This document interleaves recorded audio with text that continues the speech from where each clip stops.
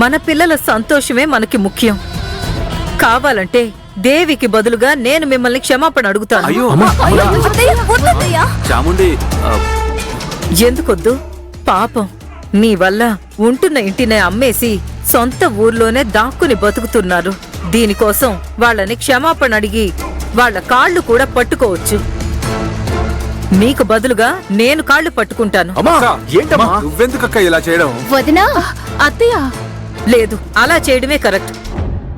కన్న వాళ్ల మనసుని ఎప్పటికీ బాధ పెట్టకూడదు. వాళ్ళు శపిస్తే మనం ఎవ్వరం ఎప్పటికీ బాగుపడం. అన్నయ్య గారు, దయచేసి నా కోసం దేవిని క్షమించండి. తన కోసం కావాలంటే నేను మీ కాళ్ళు పట్టుకున్నా.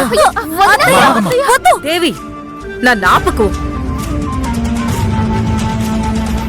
అయ్యో అత్తయ్య, నా కోసం అడ్డమైన వాళ్ళ కాళ్ళు మీరెందుకు పట్టుకోవాలి?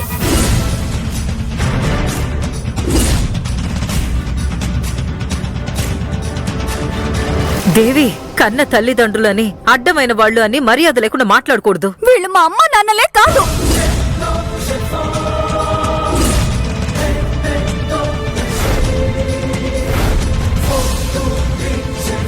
ఏమంటున్నావు దేవి? అవునత్తయ్య, ఇదంతా కూడా సత్య వేసిన ప్లాన్.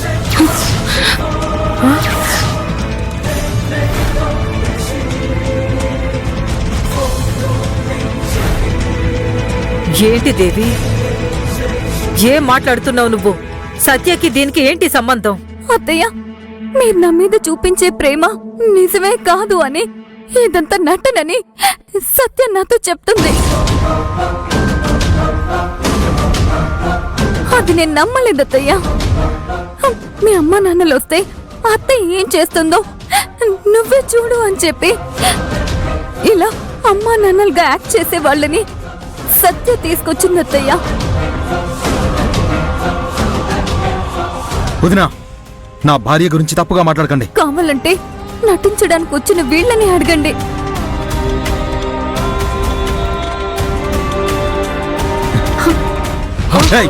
నిజం చెప్పండి, లేదంటే జైలుకి వెళ్తారు. అవునండి, మమ్మల్ని క్షమించండి. దేవి చెప్పిందంతా నిజమే. సత్య చెప్పడం వల్లే మేము నటించడానికి వచ్చాం. తప్పైంది సార్, మమ్మల్ని వదిలేయండి, మేము వెళ్ళిపోతాం. పదవే. పదండి.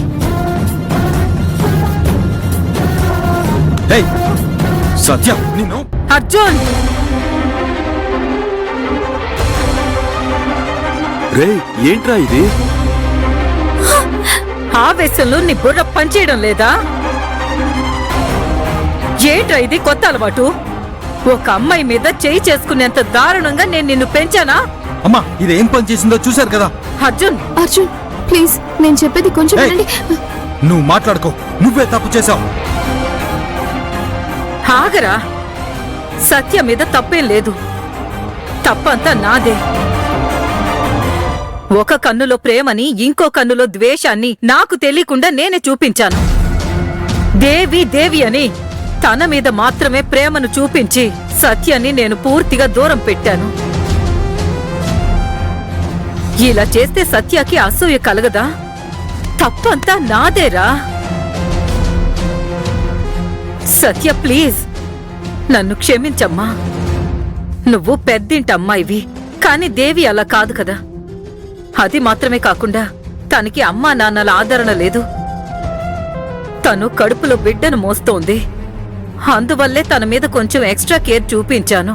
కాని అది నీ మనసులో ఇలాంటి ద్వేషాన్ని సృష్టిస్తుంది అని నేను ఊహించలేదు. ఐఎమ్ ఎక్స్ట్రీమ్లీ సారీ అమ్మా. ఈ నిమిషం నుంచి నాకు దేవి వేరు కాదు, నువ్వు వేరు కాదు. ఇద్దరు ఒక్కటేనమ్మా. దయచేసి ఇక నుండి ఇలాంటి డ్రామాలన్నీ ఆడి ఈ అత్తయ్య మనసుని విరగొట్టొద్దమ్మా. సత్య, విన్నావా? మా అమ్మ ఏం చెప్పిందో విన్నావుగా. నువ్వు ఇంత చేశావు, కానీ మా అమ్మ ఎంత గొప్ప మనసుతో మాట్లాడుతుందో చూసావా? అదేనే మా అమ్మ. వదినా, ఈ సత్య ఎప్పుడు ఇంతే. Shut up! నా కోడళ్ల గురించి తప్పుగా మాట్లాడే హక్కు ఈ ఇంట్లో ఎవ్వరికీ లేదు చెప్తున్నాను. ఇక్కడ జరిగిన సంఘటన గురించి ఎవ్వరూ మాట్లాడకూడదు. అందరూ వెళ్ళిపోండి.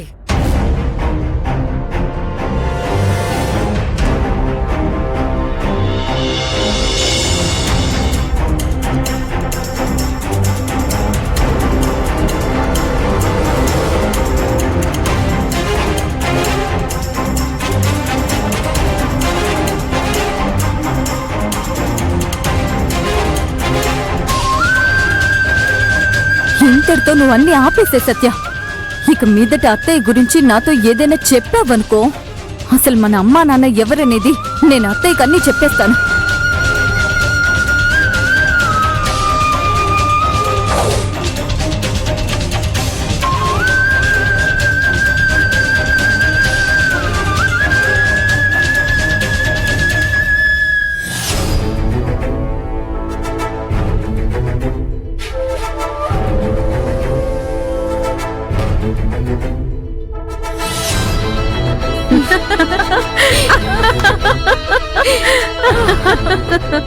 అత్తయ్య సూపర్ గా నటించారు.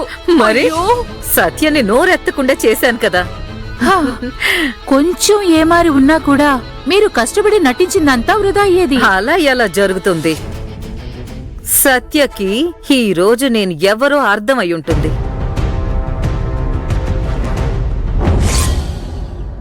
అదుగో వచ్చారు. వీర్రాస్వామి, మాలతి, మేమేనమ్మా. మేమే అమ్మా. ఏజెంట్ అంతా చెప్పారా మీకు? ఆ, చెప్పారు. చెప్పారమ్మా. మేమొచ్చి మీరు చెప్పిన ఇంట్లో దేవి అనే అమ్మాయికి అమ్మా నాన్నలుగా నటించాలి. గుడ్. దేవి గురించి కొన్ని ముఖ్యమైన విషయాలు, వాళ్ళ అమ్మ నాన్న గురించి కొన్ని విషయాలు చెప్తాను, మీరు జాగ్రత్తగా వినండి.